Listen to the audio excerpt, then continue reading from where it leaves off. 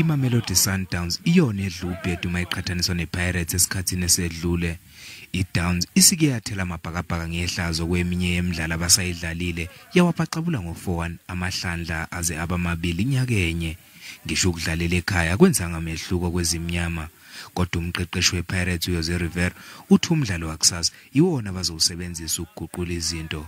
It doesn't make any sense for me to think about what was the result the last time that these two teams face each other, because it's not gonna have a role, and the players are very angry, hungry, and really looking for this game. Imbanga Rivera umanqoba mnqidi ithi njengoba isithe ukuphakamisa izinga iPirate bazokwenza konke okusemandleni ukudlulela emzuliswaneni olandelayo wendebe.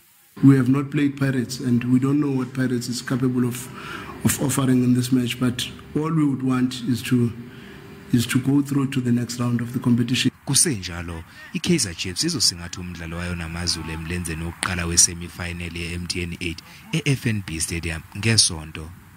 We know where the weaknesses lie and hopefully we can use that to our advantage. Imlenze yesibili yama-semifinal eMTN-8 izodlalwa ngempela sonto yomhlazi ngamashumi 22 kuMfumfu.